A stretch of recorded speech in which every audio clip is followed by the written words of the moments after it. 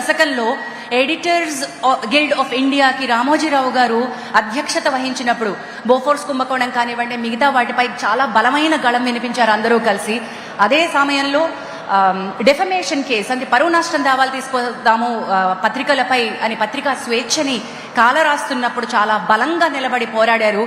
అయితే ఆ విజయం సాధించిన తర్వాత నిగర్విగా చాలా సంతోషించారు కానీ గర్వంగా ఏ రోజు లేదు అని చెప్పారు. ఇంకా చాలా మాట్లాడారు కానీ ఐ థింక్ ఈ పాయింట్ ఒక్కటి తెలుగువారిగా మనందరం గర్వంగా చెప్పుకోవచ్చు. పత్రికా స్వేచ్ఛ కోసం ఎదురొడ్డి నిలబడ్డటువంటి, వ్యాపారాలు ఉన్నా కూడా నిలబడ్డటువంటి గొప్ప వ్యక్తిత్వం శ్రీ రామోజీరావు గారు. శ్రీ మురళీమోహన్ గారిని రావాల్సిందిగా జయభైరి ప్రొడక్షన్స్ పై ఎన్నో చిత్రాల్ని నిర్మించారు. అంతకంటే గొప్ప నటులు శ్రీ మురళీమోహన్ గారు.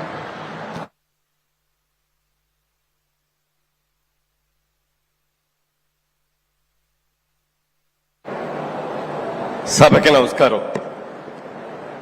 ఆంధ్రప్రదేశ్ రాష్ట్ర ముఖ్యమంత్రి వర్యులు గౌరవనీయులు శ్రీ చంద్రబాబు నాయుడు గారికి, ఉప ముఖ్యమంత్రి శ్రీ పవన్ కళ్యాణ్ గారికి, యువ నాయకుడు శ్రీ లోకేష్ గారికి, ఈ రోజున మనం సంస్మరణ సభ జరుపుకుంటున్న శ్రీ రామోజీరావు గారి కుటుంబ సభ్యులందరికీ, ఇచ్చేసిన పెద్దలకు అందరికీ నా హృదయపూర్వక నమస్కారాలు. కృషి, దీక్ష, పట్టుదల ఉంటే మనిషి సాధించలేనిది లేదు అనేది 100కి 100 పాళ్ళు రుజువు చేసిన వ్యక్తి శ్రీ రామోజీరావు గారు. ఆయన ఒక వ్యవసాయ కుటుంబంలో పుట్టిన వ్యక్తి అయినా, ఉద్యోగ నిమిత్తం కొన్ని రోజులు ఉద్యోగాలు చేసినా, తన ఊహలకి తన ఆశయాలకి వ్యాపార రంగంలో దిగాలి, పత్రికా రంగంలోకి దిగాలి అని చెప్పి, మీడియా రంగంలోకి రావాలి అని చెప్పి ఆయన రావటం, ఆర్థిక బిజినెస్ లో కూడా రావాలి అని చెప్పి మార్గదర్శి లాంటి ఒక అద్భుతమైన సంస్థ నిర్మించడం, ఎన్నో ప్రభుత్వ బ్యాంకులు కూడా దివాళా తీసిన ఈ రోజుల్లో గత 50 సంవత్సరాలుగా అద్భుతమైనటువంటి విజయాలను సాధిస్తున్న మార్గదర్శిని కొంతమంది ఇబ్బందులు పెట్టాలని ప్రయత్నం చేసినా వాళ్ళు ఎవరి వల్ల కూడా కాలేదు అని చెప్పి, అలాంటి నీతిగా నిజాయితీగా ఉండే సంస్థలు ఎప్పటికైనా గట్టిగా నిలబడతాయని కూడా నేను తెలియజేస్తూ, మరి అలాంటి వ్యక్తి సినిమా రంగంలో కూడా ఆయన ఎంతో కృషి చేశారు. డిస్ట్రిబ్యూటర్గా కానీ, ప్రొడ్యూసర్గా కానీ ఆయనకున్న శక్తి సామర్థ్యాలకి పెద్ద పెద్ద హీరోలందరినీ బుక్ చేసి అతిపెద్ద బడ్జెట్లో కూడా సినిమాలు తీయగలడు.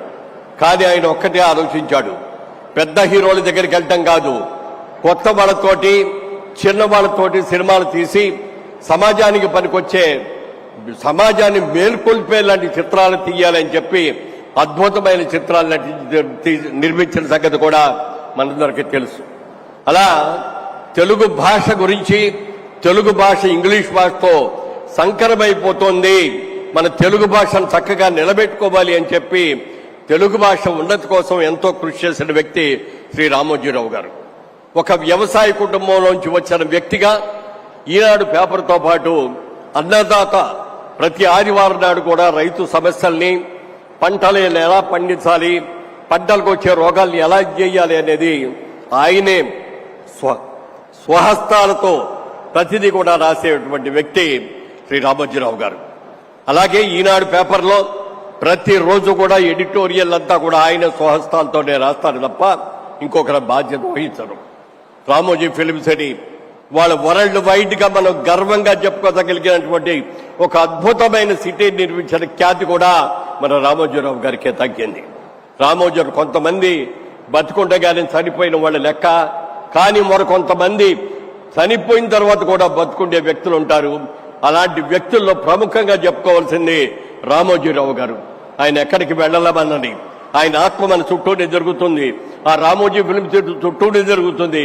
తెలుగు ప్రజల అభివృద్ధి కోసం పాటుపడుతూనే ఉంటుందని తెలియజేస్తూ, వారి ఆత్మకు శాంతి కలగాలని, వారి కుటుంబ సభ్యులకి అందరికీ కూడా నా సానుభూతిని ప్రకటిస్తూ, ఇంత మంచి కార్యక్రమాన్ని ఏర్పాటు చేసినటువంటి రాష్ట్ర ముఖ్యమంత్రికి, ఉప ముఖ్యమంత్రులకు నా హృదయపూర్వక కృతజ్ఞతలు తెలియజేస్తాను. జై హింద్.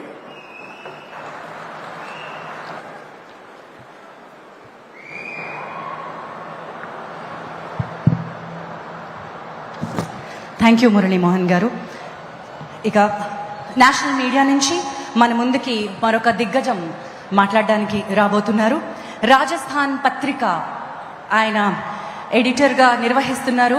అలాగే మన తెలుగులో ఎలాగైతే ఈనాడు ఘంటా పదంగా ఢంకా మోగించిందో అంతే పవర్ఫుల్గా రాజస్థాన్ పత్రికని ఎడిటర్గా నడిపిస్తున్నారు. ప్రముఖ రచయిత, let me welcome Shri Gulab Kothari garu to speak a few words about Shri Ramoji Rao గారు.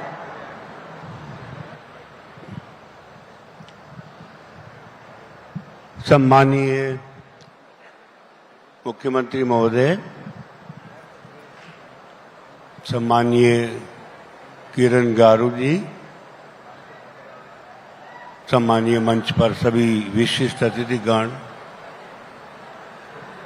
आंध्र प्रदेश के दूर दूर गांवों से आए रामू जी के लिए संवेदनाशील हृदय लेकर भावपूर्ण हृदय से उपस्थित सभी को मैं सादर प्रणाम करता हूं। रामू जी से भी मेरा परिचय करीब 40 साल पहले जब यहाँ एनटी रामाराव चुनाव लड़ने के लिए खड़े थे तब हुआ था। एनटी रामाराव जी का पूरा चुनाव पूरे आंध्र प्रदेश में घूम करके मैंने देखा था और उसी समय में मैंने रामू जी की कलम से भी पूरा परिचय किया था। उनकी भाषा, उनका दूरदर्शिता का जो उदाहरण था वो मैं आज भी कभी भूला नहीं। उसके बाद से तो मैं बराबर उनके संपर्क में रहा। रामू जी की कलम में जो ताकत थी, उनका जो हौसला था, जनता के प्रति उनके मन में जो दर्द था, वो हमेशा एक ही बात कहते थे कि मेरी कलम केवल जनता के लिए है। और मुझे एक बार नहीं कई बार मैंने उनको सरकारों से संघर्ष करते हुए देखा। जीवन के अंतिम दिनों में भी वे संघर्षशील ही थे और उनके सामने एक नई कई चुनौतियां एक साथ खड़ी थी।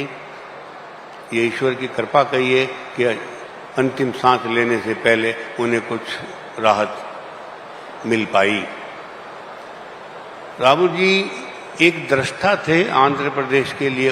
अब तो तेलंगाना आंध्र दो हिस्से हो गए, पर उन्होंने जिस तरह से परंपरा और विज्ञान, आधुनिक जीवन दोनों का समावेश करने का प्रयास किया, ये आपके सामने है। फिल्म सिटी की परंपरा की बात नहीं थी, वो इस देश के लिए एक बहुत बड़ा योगदान था। लोग बरसों अभी तक, पीढ़ियों तक याद करेंगे उनके इस योगदान को। पर मैंने उनका दूसरा जो परंपरागत रूप भी देखा। उनकी 3 पोतियों की शादी देखी मैंने, जब तीनों ही पोतियों के दूल्हे के उन्होंने पांव धोए, जमीन पे बैठकर उनके चरण पखारे। ये इस देश की बहुत बड़ी महान देन है, इस दिव्यता है। मैं इसको दिव्यता कहूँगा कि दिल से वो इतने गहरे भी थे, इस आस्था से जुड़े हुए भी देखा मैंने। व्यापार के स्तर पर तो खैर बहुत ही कुछ उदाहरण उन्होंने छोड़े और शायद उनकी सरकार से टक्कर लेने का जो सबसे बड़ा जीत का कारण यही था कि उनके व्यापार में कहीं कोई कालापन किसी को पकड़ में नहीं आ पाया। पर ये भी ईश्वर को कहिए कि ईश्वर हर युग में, हर काल में हमको कोई न कोई एक विभूति देता है जो अपराधियों से, समाज कंटकों से, जनता के हक में लड़ते हैं। और उनमें से मैं समझता हूँ रामू जी एक थे। मेरे लिए तो बहुत बड़ा संबल थे, क्योंकि अब आप देखिए 40 साल पहले तो मेरा प्रवेश ही था पत्रकारिता में, और तब से मेरे करीब करीब हर लेखन पे मैं उनके साथ मेरा आदान प्रदान था।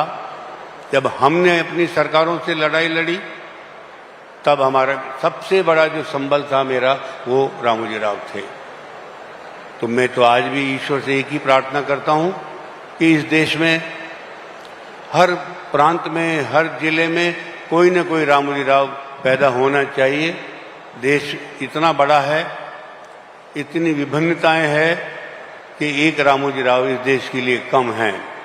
और जो भी इस क्षेत्र में उतरे, उसी संकल्प के साथ उतरे कि मैं रहूं या न रहूं, मेरी जनता के हित को कभी आंच नहीं आनी चाहिए। इसी के साथ मैं पुनः उनको श्रद्धा से नमन करता हूं, ईश्वर से कामना करता हूं कि उनको अपने चरणों में शरण दे। नमस्कार। धन्यवाद जी, Shri Gulab Kothari ji, thank you so much. And నా టీవీకి ఒక టీవీ నేర్పించి ఈ టీవీ ఇంటింటానే కాదు రాష్ట్రంలో ప్రతి ఇంట ప్రతి భాష ఘంటా పదంగా మోగించాలి అనేటువంటి దార్శనికుడు శ్రీ రామోజీరావు గారు.